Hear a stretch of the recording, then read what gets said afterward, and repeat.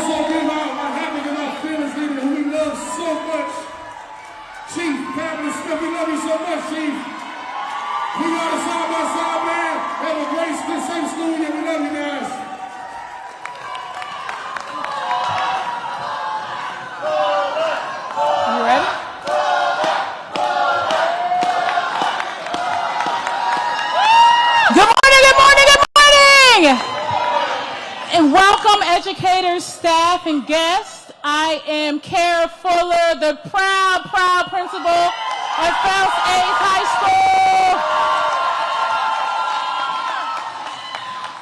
Our claim to fame is being the first public high school to offer dedicated college prep, career, and technical education in the design and construction trades. So can we give it up for our side-by-side band? Good job, guys. I want to take an opportunity at the podium to acknowledge my fellow school principals in the struggle. Principal Dix of Brown Education Campus, and Principal Brunson of J.O. Wilson Elementary School. I see y'all.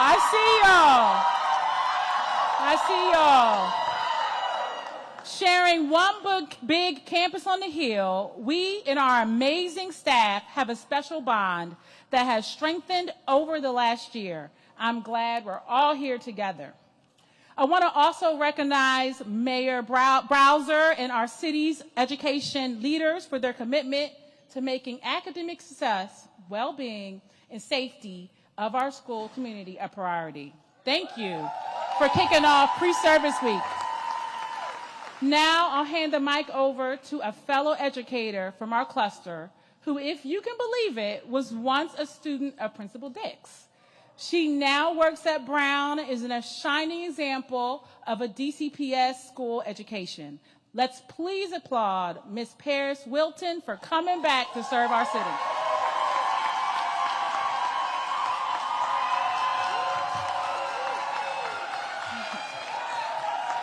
Good morning, good morning.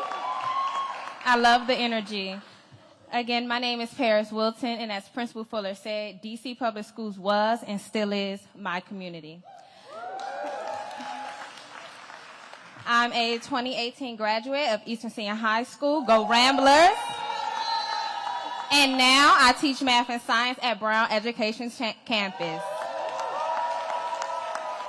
At Brown, we have a motto: ignite, engage, and achieve. We empower our students to embrace struggle in order to achieve academic excellence and shape a better future for their local community and world. We can't embody this motto as educators without the support of our local leaders.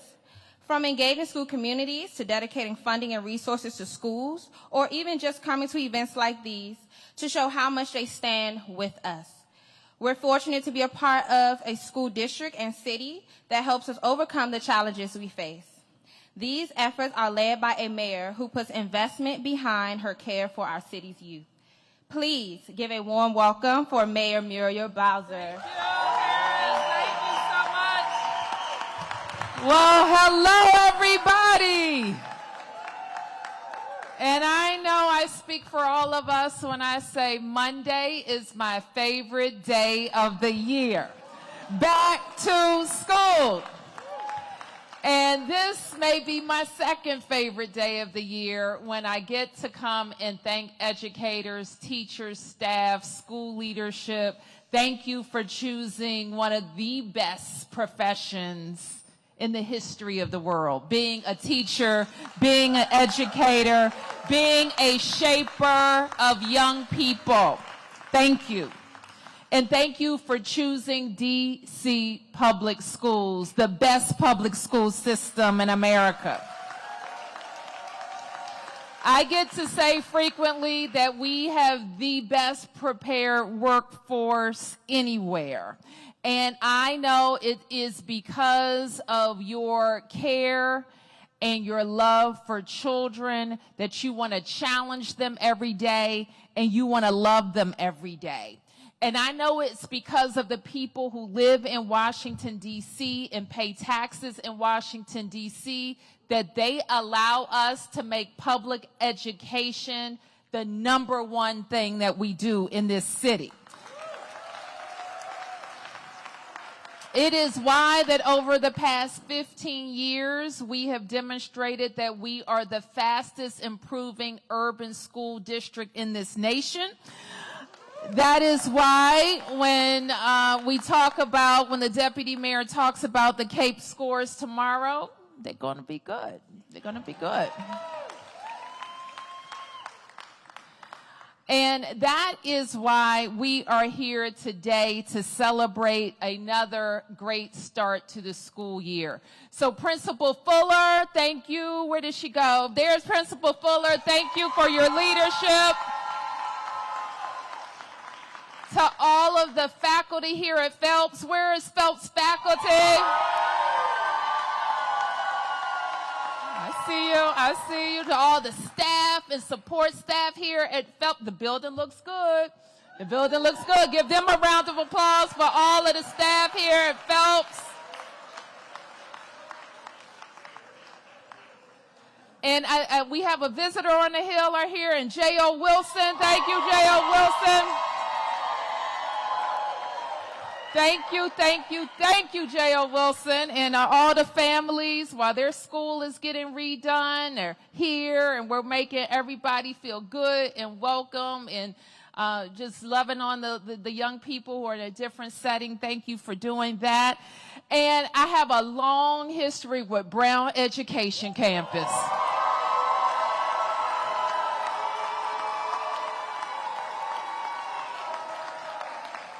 I came to Brown many years ago when I think I was still on the council or moving in, and I said then, it's not enough kids here at Brown. This building is too big for the number of kids we have here. We got to turn it around here at Brown. And since that time, the turnaround of Brown Education Campus has been nothing short of miraculous. It was because leadership said, no, you're not going to give up on us here at Brown, and you're going to put the money in Brown that has been missing for too long. So now when we come to your school, families are back. People vote with their feet. Families are back. The building is beautiful. The teachers are challenging and loving kids. And we are building an incredibly strong feeder, including Brown Education Campus. So I couldn't be prouder of the work that you're doing.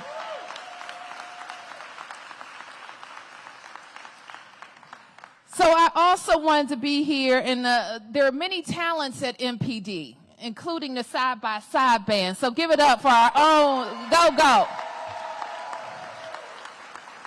There are many talents at MPD, including our amazing Chief of Police, Pamela Smith. Thank you for being supportive.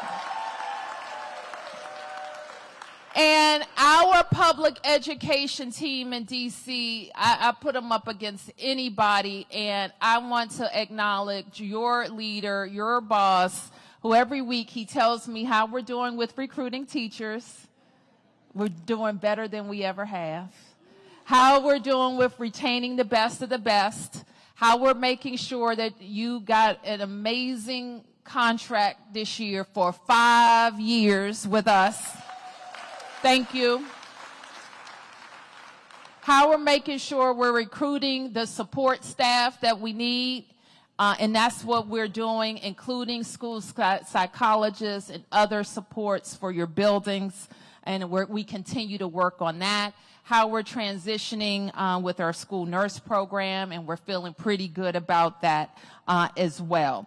So I, again, just want to say thank you. I'm looking forward to another fantastic year. Our whole team is going to talk to you about, and we have an opportunity to talk to parents directly today about some things we want our young people to focus on. Now, this is not the same time, is it, that we experienced an opening school last year. But I want everybody to know whose job politics is in this room. Whose job is it? It's mine. It's mine. It's mine. I'm the only one. It's not yours. All right? Your job is to love on the kids, teach them, and make sure that they are prepared and to trust that I'm going to do the right thing for all of us. And so it is also our job to make sure they have joy when they approach this school year. And one thing that I'm going to ask parents, grandparents, neighbors, and friends of Washington, D.C. to do is clap our kids into school on Monday. Are you going to be with me? Will you help me clap our kids into school? We want to clap on Monday, Tuesday, Wednesday, Thursday, and Friday. We're going to clap them in. Because in this city, every day counts. Kids can't miss a day because they miss too much learning. They miss too much of this goodness that we've invested in these schools. It won't make a bit of difference for us to have new buildings, great teachers, and great curriculum if they're not at school. So we're going to get a great start to the school year. And I want to thank Chancellor Farabee, as I have done. I also want to recognize Dr. Antoinette Mitchell, who is the superintendent for OSSE. Please give Dr. Mitchell a big round of applause. I want to acknowledge Deputy Mayor Paul Kine, a Deputy Mayor for Education. Please give Paul a big round of applause. I want to recognize Thenie Freeman, who is the Director of DPR. She likes to say she picks up when Chancellor Farabee's school day ends, and it's true. Our colleagues in the public charter sector are also welcoming a great number of kids, but the fastest growth has been right here in D.C. public schools. So thank you for that. So now I have the honor of acknowledging a J.O. Wilson teacher, in welcoming Sharita Wright to the podium. Hey, J.O. Good morning, everyone. My name is Sharita Wright, and I am a math instructional coach at the J.O. Wilson Elementary School. At J.O. Wilson, our cardinals soar to success every day and in every way. Our scholars work hard, and our staff works hard to help them realize their potential. J.O. Wilson is currently undergoing a massive modernization process, and while we have a little while to go before everything is complete, it is so exciting to pass by and see the district's education investments being built from the ground up. I know our students will only benefit from the district's continued support of our schools. I now want to invite a district leader who continues to stand by this commitment to pour into school communities across DCPS. Please welcome up to the mic our Chancellor, Dr. Louis D. Farabee.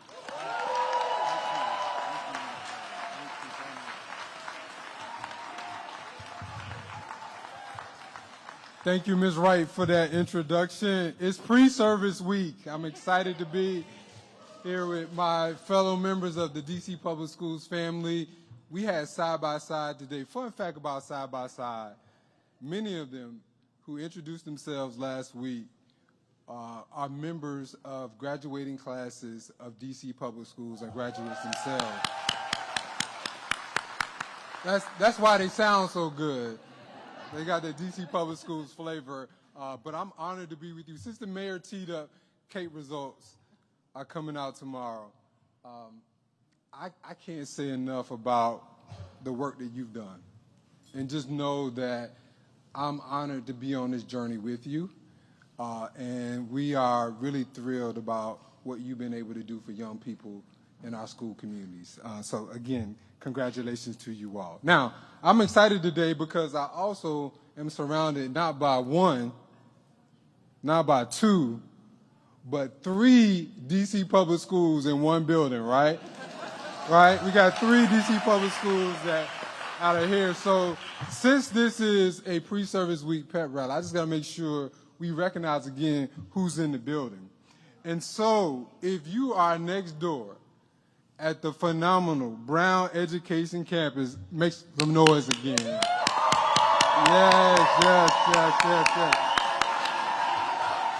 Now, as the mayor said, when I started, Brown Education Campus did not have the enrollment that it has today. It was because of the work of this team and your principal, Principal Dix, has the best shoe game at principals in DC Public Schools, so we're excited about her leadership.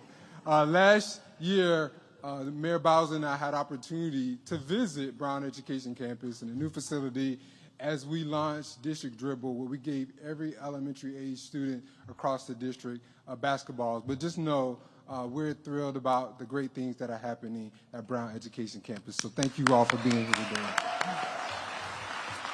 And then the next school represented are supporting the J.O. Wilson Cardinals, the scholars at J.O. Wilson.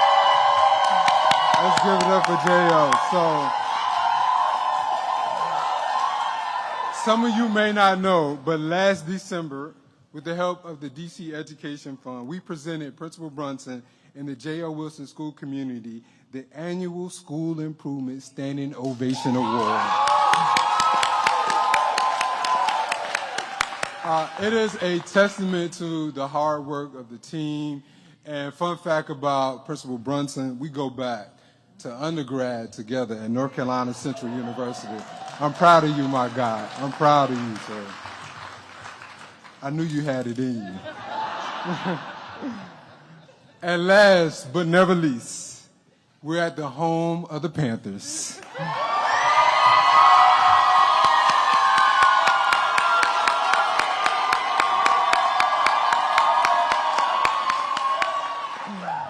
Let's hear it up for Phelps.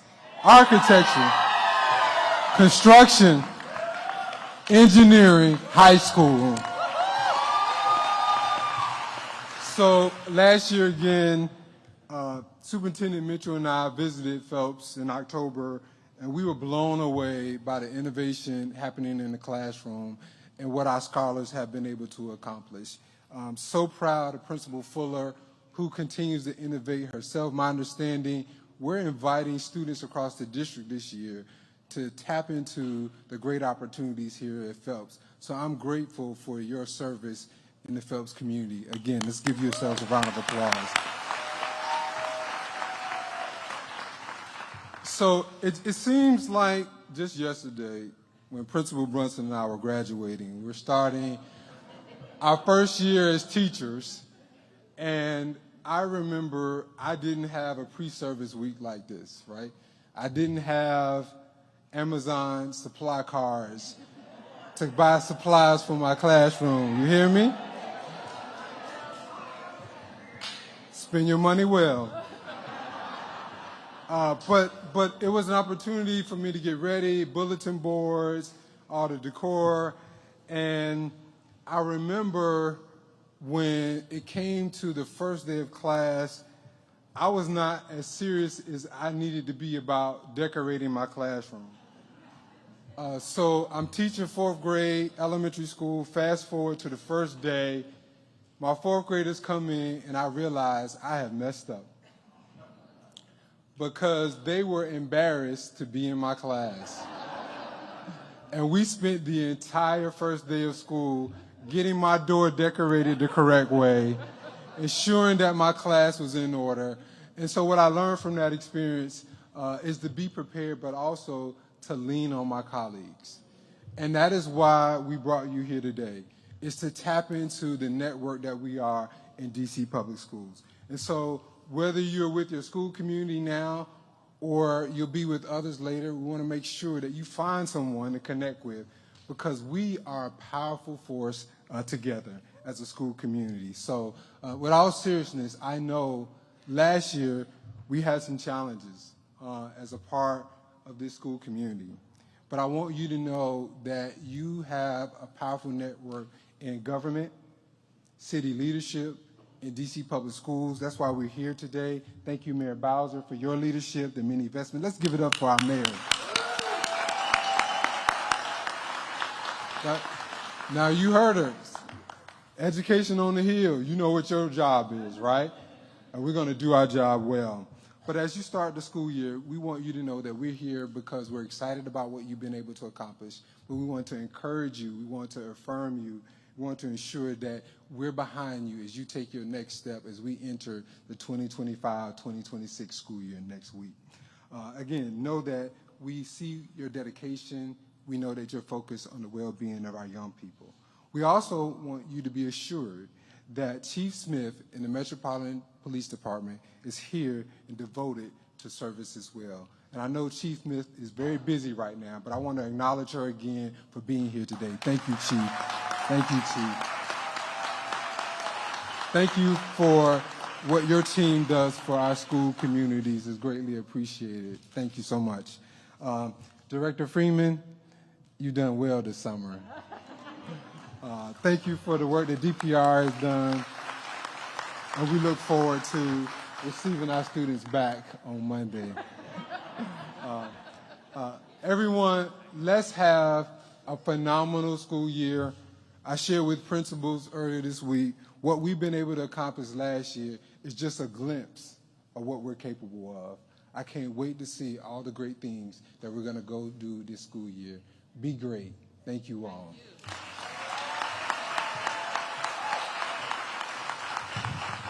So I want to introduce the Deputy Mayor. I think he has some great things to share.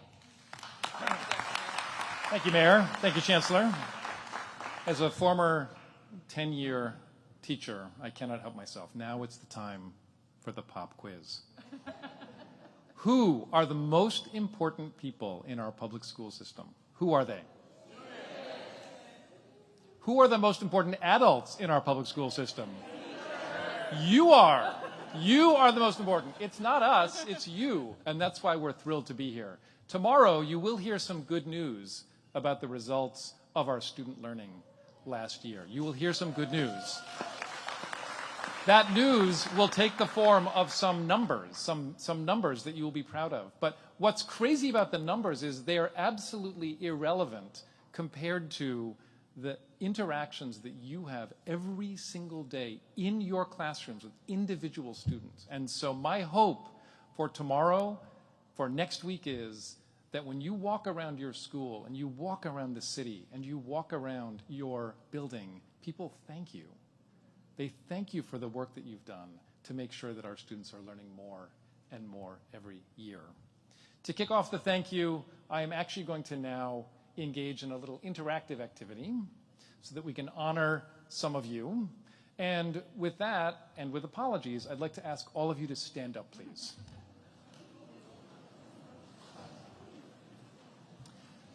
So we'll make this very easy.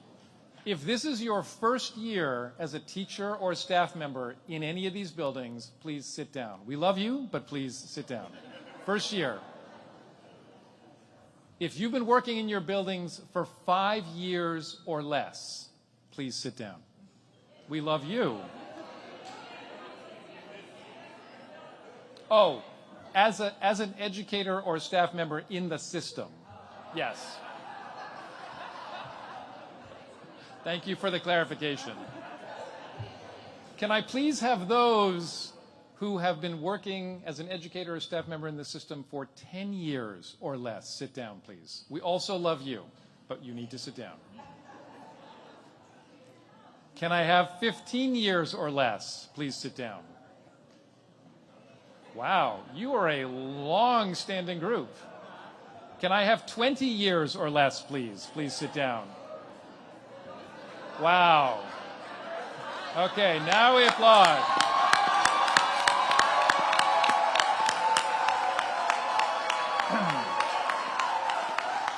All right, now the island is getting smaller. 25 years or less, please sit down. 25 years or less.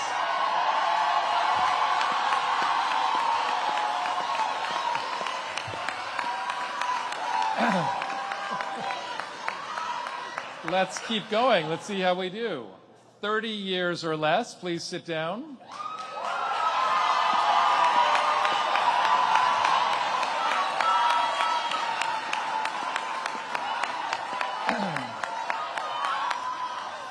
I'm going to test our luck. I'm going to test our luck. 35 years or less, please sit down.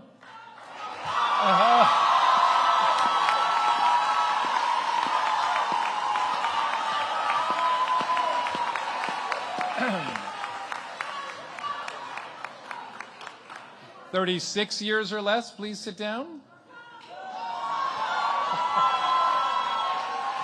All right, my friends, I think we have arrived at the end of our island. Can I have all of you please come up and...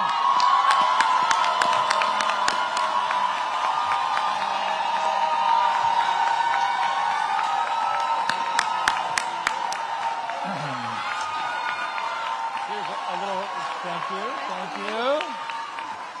Here we are for you and for you. Now, can you please each just step forward? Can you step forward and give us your names and the school that you're at, please? Step forward.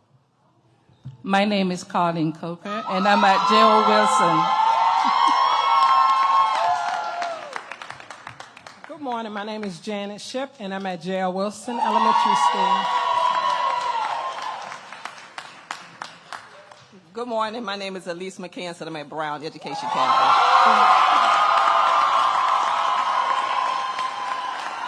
How you doing? My name is Mark Culler, and I'm at Phelps.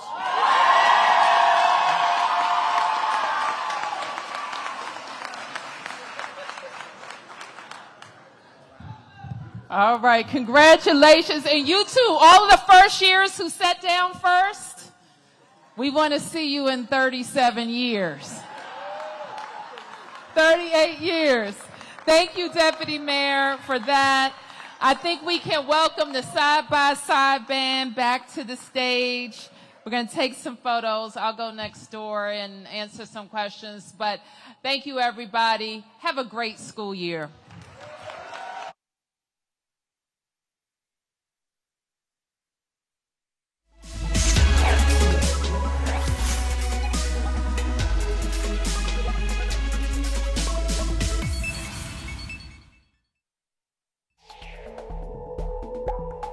now return to our previously scheduled program, already in progress.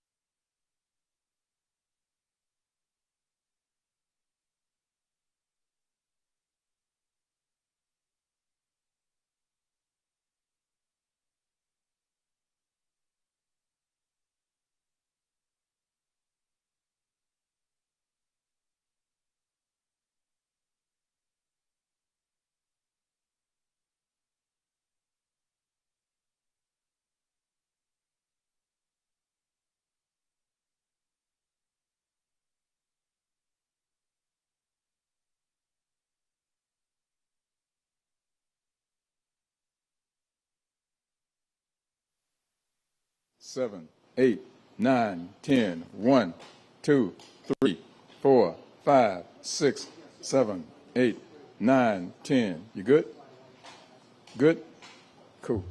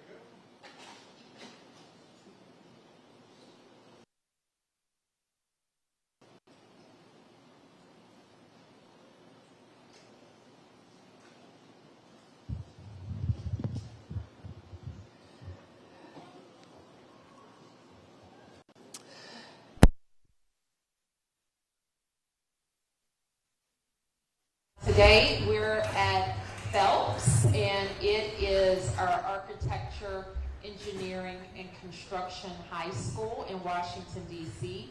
I'm celebrating with education officials in service week, pre-service week, which is when all of our teachers are getting various supports.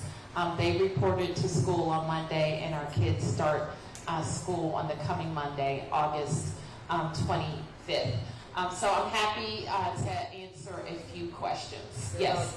Brian, if you and the Chief could respond to this, could you respond to the Justice Department investigation into whether the Metropolitan Police Department allegedly manipulated crime stat data?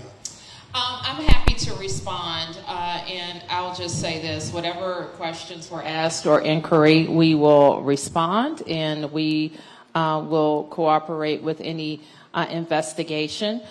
We know that crime has gone down in our city, and it has gone down precipitously over the last 2 years because of the hard work, changes to our public safety ecosystem, including changes to the law. And we know that those facts don't comport to what some people are saying, but those are the facts. So any questions about data from DOJ, we will happily answer. Yep. A follow-up to that question. In regards to the allegations, there also, or people against your office and what's being done are talking about the fact that in May, you also did have a commander who was placed on administrative leave on similar suspicions. That was done in May. Can you update us on that investigation? And I'll ask another question after that. I don't really have an update to that investigation, but I will say that was an investigation initiated by the chief, and I'm not sure if it's concluded, but I'll ask the chief to talk about that. So I'll start by saying that it was an investigation that was initiated by me, and I'll close by saying we have not yet completely finalized the investigation. As most of you know, we don't talk about open investigations until it's complete. So the suspicion of... Thank you, Mayor. The suspicion of manipulating numbers is not new. In 2018, Fox 5 also reported on similar accusation, going through several FOIA requests and a lot of data as well. My question to you is, what's the plan here? How do you show the federal government that you're on tap and on top of and able to respond to what's going on? I think we can respond pretty simply. I'm not sure yet what questions we've gotten, so I'll just leave it as saying that we will cooperate and answer their questions. You were next, I think. Yep. Any reaction to the Attorney General tweeted out this morning that the U.S. Marshal Service is now offering $500 to anyone who gives information that leads to an arrest in the district? Do you have any reaction to that?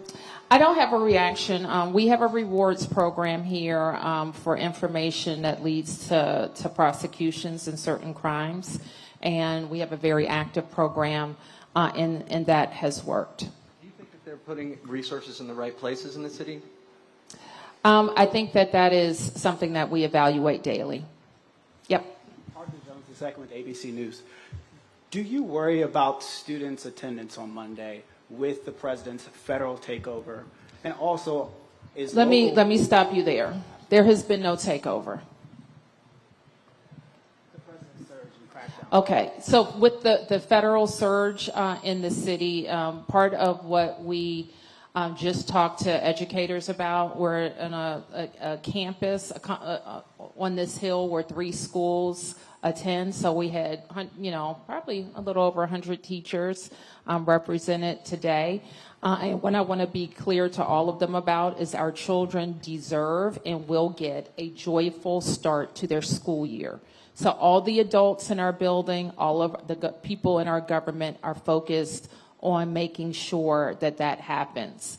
I'm also asking DC residents, whether they have kids in school or not.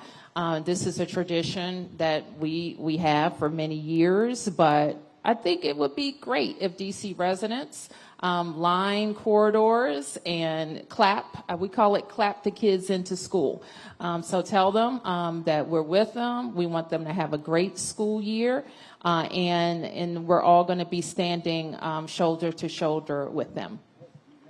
The police department worked with the federal agencies, any communication there to help kids get to school and high we don't crime need areas? federal agencies to help get kids to school.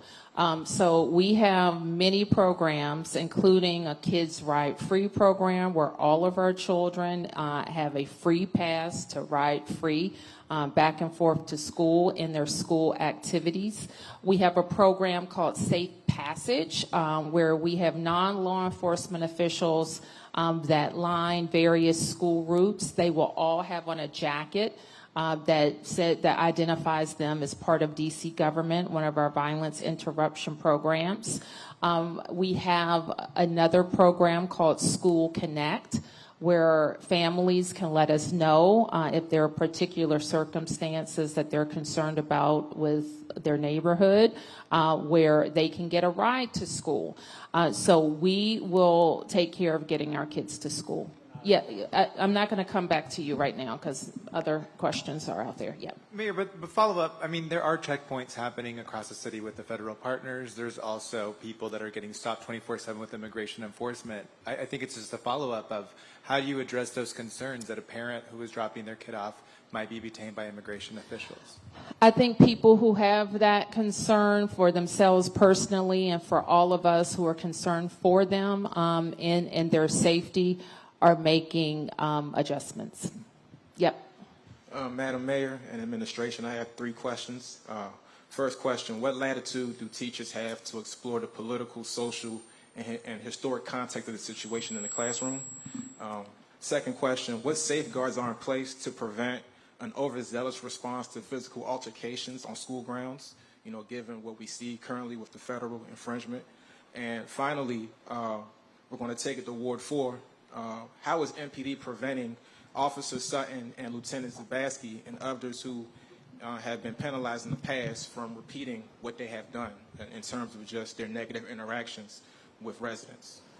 Okay, your first question, I'm sorry. My first question is in regards to teachers. So what latitude do they have? Oh, yeah. So one thing I just emphasized to teachers that there's only one person in D.C. government authorized to do politics, and that's me. And teaching, however, they have the same latitude to instruct as they always have. But as far as the curriculum, can someone speak to that? There's no change to their curriculum. But what is in place for them to talk about this in the current context, you know, historically? Let me ask the Chancellor how the public schools approach this. Yeah, thank you, Sam, for that question. So no changes to our curriculum, the same expectations that we've had previously. We have actually a new curriculum for math this year for our elementary age students. Teachers do incorporate current events in some courses. They still have the latitude to do that, but we expect teachers to adhere to our curriculum as written. And as far as the physical altercations on campus, I've done reporting in the past. Students have complained about altercations on this campus. We wrote about BARD as well. What guarantee, or I guess what safeguards are in place to prevent an overzealous response from local forces as well as federal in response to students fighting on campus? Yeah, so our staff is trained to intervene if there are any altercations on campus. We don't expect that. The educators, school administrators have been working hard over the summer to create an environment that is welcoming. And we equip students with tools to deal with issues as they come up. We've had a big emphasis on, for example, restorative justice strategies that have been proven to be effective. And if you look at violent acts among students in schools, and DCPS specifically, we've seen a decline in those events that are happening on our campuses. So we anticipate the response from administrators will be the same, and they'll be prepared for day one on Monday. And in regards to the 2 officers that were pardoned, just very curious about their status, very curious, and this is my final question, of course, but for the time being. So at their status, one is no longer a member of the Metropolitan Police Department, and as I've stated before, the other member of our police department is in a right now he's going through the appropriate training. So which one's no longer a member? If you don't The mind? lieutenant. Yep. Thank you. I have a few questions. I'll try to get through them Okay. efficiently. First, for you, Mayor Bowser, and for you, Chief Smith, you were at 7D last night with Terry Cole and with Stephen Miller.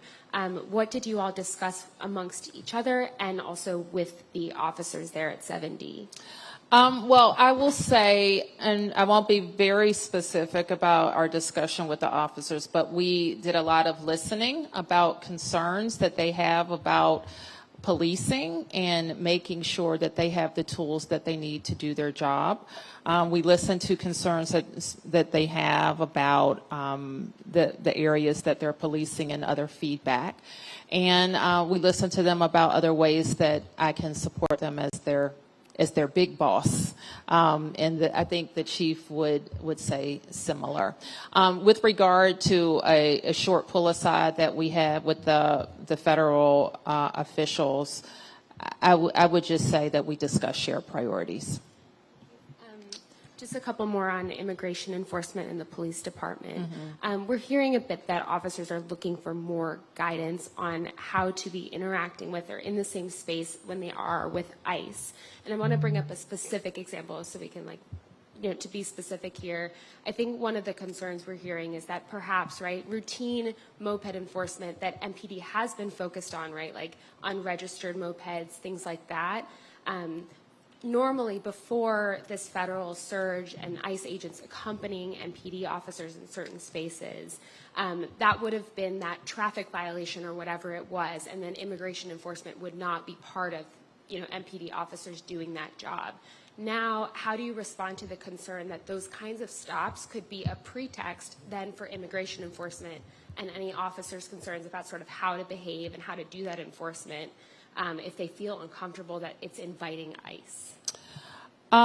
I think that we are exploring any additional guidance that our officers need. We do know that the question was posed to the courts that hasn't ruled on that claim, and we continue to look for any final legal statement. We do know that the presidential executive order and subsequent orders address these issues, and we will always have resource constraints with MPD, and we want to make sure that our enforcement is focused on violence and violent offenders. One follow-up there. Mayor Bowser, we reported that you weren't aware of Chief Smith's executive order last week adjusting some of the guidance on immigration enforcement. What was your reaction when you saw that guidance? And Chief Smith, can you give some insight into what led you to issue that new order?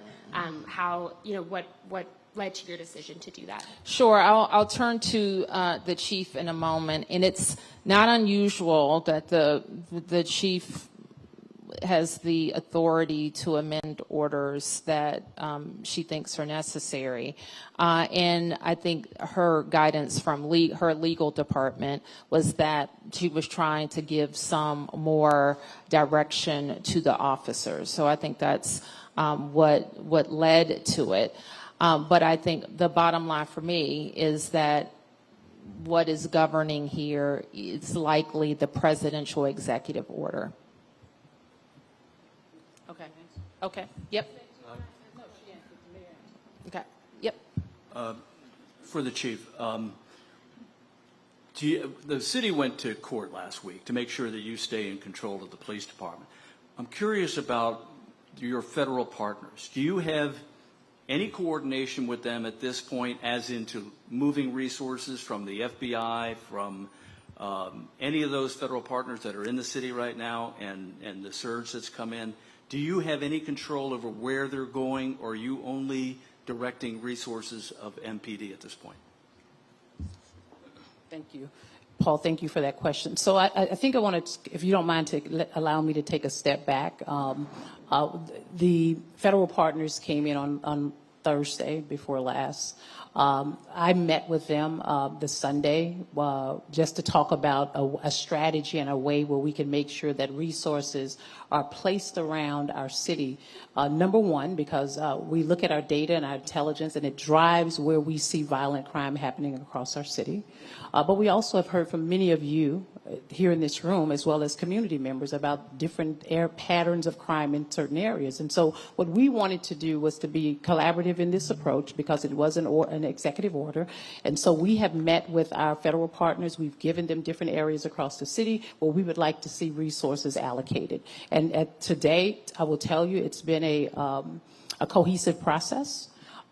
We speak every single day. I mean, things do happen in our city. Let's not be kind of oblivious to the fact that things do not happen. They do. But I have a responsibility to make sure that even if we didn't have a federal surge, that I have resources placed around the city. And again, my role right now is to ensure that I continue to drive down crime. We have the resources here, and we're going to utilize them to the best of our ability. If I could follow up with two other things. Terry Cole we've been told that he's, whatever his position is, are you in constant contact with him, and is he suggesting ways that you police the city? My relationship with Terry has been very, very congenial. It's been very collaborative. He has actually asked me about different ways in which we can collaborate and have resources around the city. It is not contentious at all. I met with him yesterday. I met with him the day before. So we look forward to working with our partners in this space during this federal surge. And then the last question I had is on the investigation we're hearing that the U.S. Attorney's Office is going to conduct into crime stats. Have you been contacted by the DOJ, and are you aware of any subpoenas that have been issued? I have not been contacted, but I am aware that there may be or will be subpoenas issued. I don't know to whom, but that's all I know at this point. Yes, sir.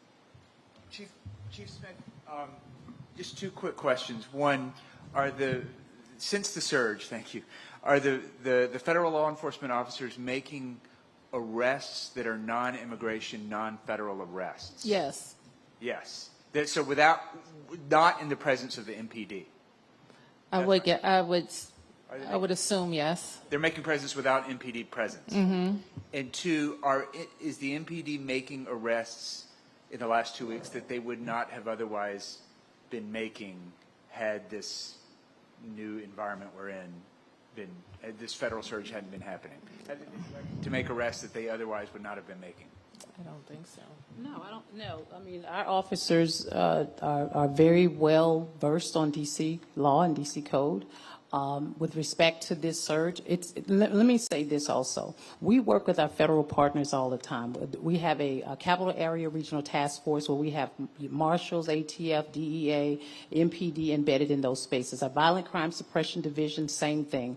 We have federal officers engaged in executing search warrants around our city on a regular basis. This isn't anything new. I think what the difference is that there's just an enhanced presence.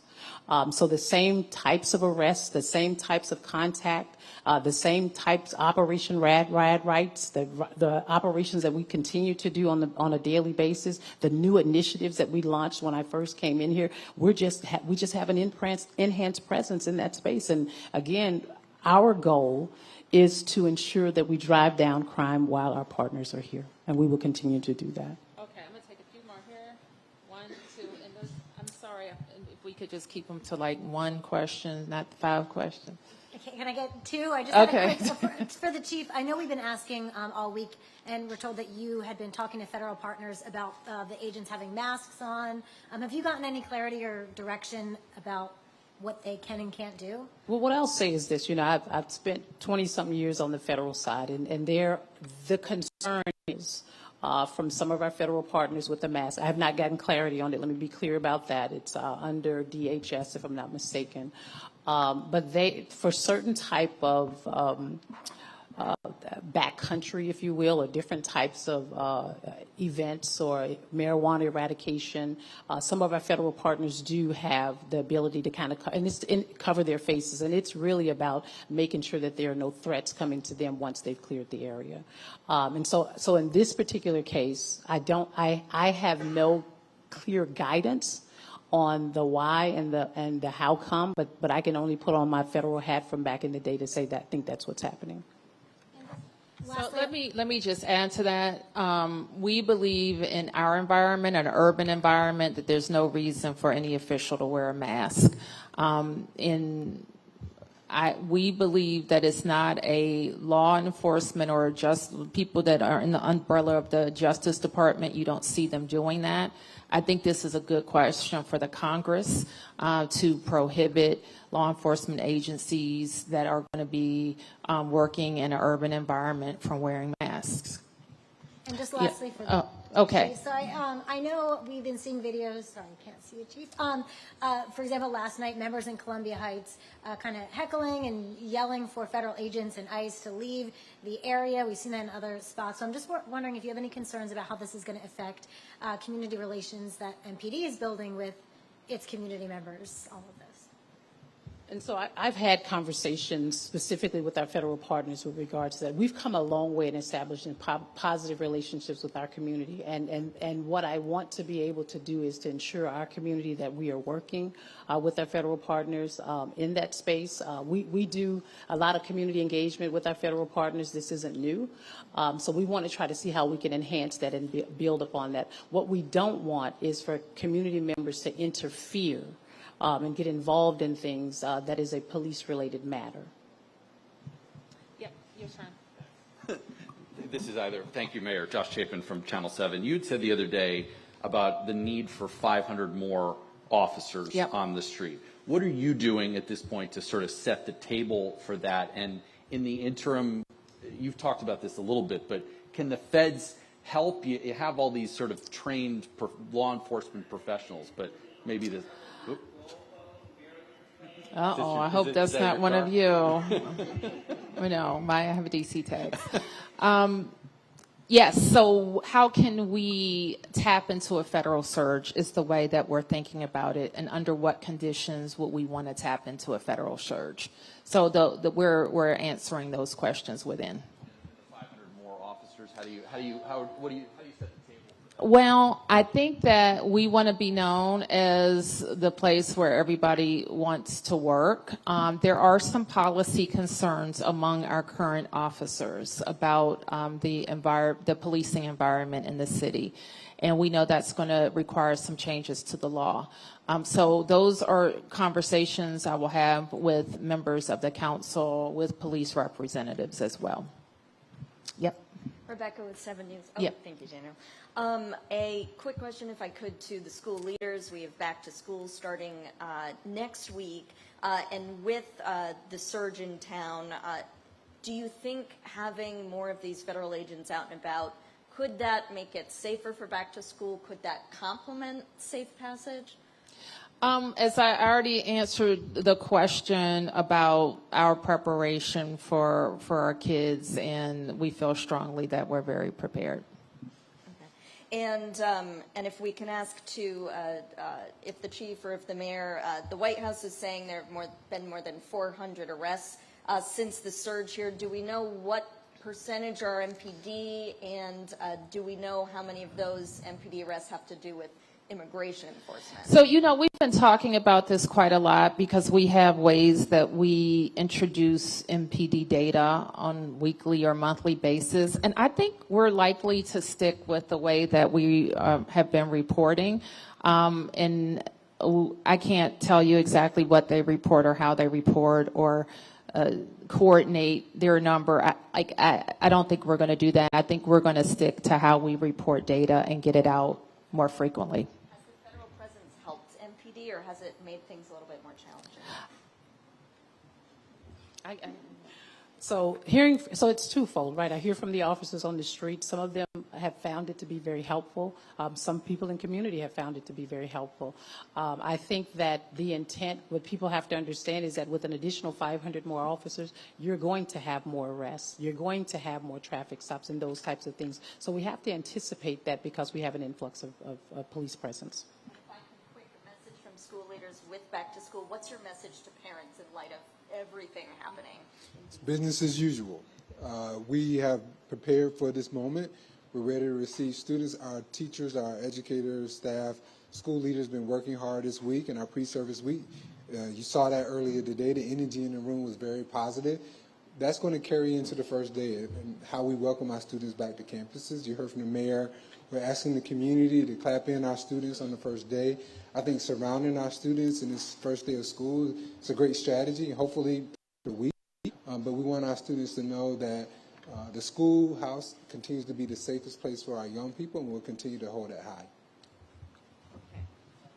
If whoever hasn't asked the question, okay, you got your question, and you'll have the last. Thank you, Mayor. Matt Brown, Associated Press. The fire department said this morning that a person had to be extricated from a vehicle after a crash with a military vehicle of some sort. First, who is responsible for this, and have you spoken with the administration about this situation? I actually haven't gotten a readout on that collision yet, other than I know we had I believe one person transported for medical attention, so I can't really say more. And then how has your relationship with the administration changed since the beginning of this federal crackdown, shall we say? Are you planning on being more conciliatory, more adversarial with President Trump and other federal officials? My plan is to represent the district and to do what is, my plan is to represent the district and navigate us out of this emergency, the president's emergency. Yep. Thank you, Mayor. Andrew Espitalia with News Nation. Vice President J.D. Vance and Pete Hegseth are about to speak at Union Station thanking the National Guard troops. Do you think placing the troops at major transit hubs or monuments is the most strategic deployment instead of, say, high crime areas? I don't think the National Guard should be used for law enforcement. And I think calling men and women from their homes and their jobs and their families, they have to be used on their, on mission-specific items that benefit the nation. I don't think you have an armed militia in the nation's capital. All right. I've done one complete round, and I'm going to have to wrap up. Yes, schools. School-related. First time that we're going back to school with the cell phone ban fully in place in legislation. I've heard that you've already seen some positive outcomes in terms of the implementation in some of these areas. Can you give us some more insight into that, Chancellor? Thank you for the school question. This is our first year of a cell phone-free environment for all D.C. public schools. Last 2 years, we've had a phone-free environment for our middle schools. We've seen great results from that. We did focus groups, surveys, gathering feedback from both families, students, and our educators and staff, and overwhelmingly it's been positive and supportive of this. I had some focus group myself with some middle school students who said they were resistant at first, but they found themselves to be better connected with their peers, less distracted in the classroom. So we believe this is going to be a strong approach to ensure that our students continue to thrive. Our school leaders have been engaging with families and their school communities over the summer about their individual plans, and they've communicated with their families about what to expect first day. We'll be launching an effort in our central services team out in the schools to help them with logistics for first day. It'll look different from campus to campus, but I think the important note is the majority of our schools have already had these practices in place, and this will be new for a portion of our schools and primarily for our high schools. Just the reassurance to parents. I know that was the biggest concern, right? Parents are like, if there is an emergency, I want to get in touch with my kids. It was the ongoing debate that we heard time and time again. Just what you tell parents. Yeah, it's a great question. I think we've helped families understand that if there's an emergency, the last thing we want students to do is to be on their cell phone, right? We want them to be focused on the guidance and directions that they're receiving from adults in emergency situations. And so I believe that that's clear. We also have a history of responding to emergency situations with schools that are cell phone free. And I believe that muscle is strong, and we train staff on how to respond. And so families should know in emergency situations, we're going to up them with just-in-time information so they can respond accordingly. But we believe that students should be focused on directions from adults in emergency situations. Mayor, can you drill down a little bit more on your meeting with Stephen Miller and Terrence Cole? Were there any agreements? I've said all I'm going to say about that. I do want to ask the superintendent to talk a little bit more about school transportation. Good morning, everyone. OSSE, the Office of the State Superintendent of Education, transports students with disabilities who are eligible for transportation to and from school every day. We have a parent portal that is available at parent.osce.dc.gov. Parents of students with disabilities who are eligible for transportation can go to this portal and make a selection. The first selection is telling us that you do not need transportation. The second selection is this parent stipend program, in which we will provide a stipend of $400 per month for parents to transport their children to school every day. And the third option is OSSE DOT transportation.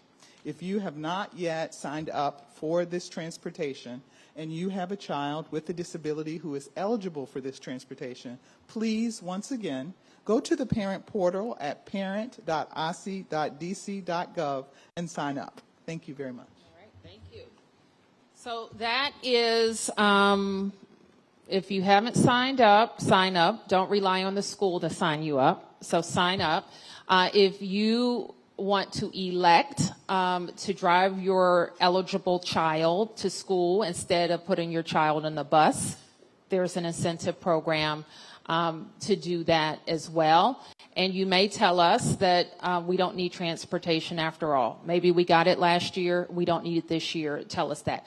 That saves, you don't want to know how much the city saves by not sending a bus to a home where we don't need a ride. The final thing that I will say is a reminder to all families that your child has a Kids Ride Free card. Metro is also allowing the children to download the card to their phone. It is required to access the system, both the Metro rail system and the Metro bus system. So to parents, remind your children, do not jump the fare gate. Remind them they cannot follow behind their friends. They cannot go through the side gate. They need to tap. They can use their card. The cards that they had last year at school, they work throughout the month of September, and they can download the app to their phones. So with that, have a great school year, DC. Thank you.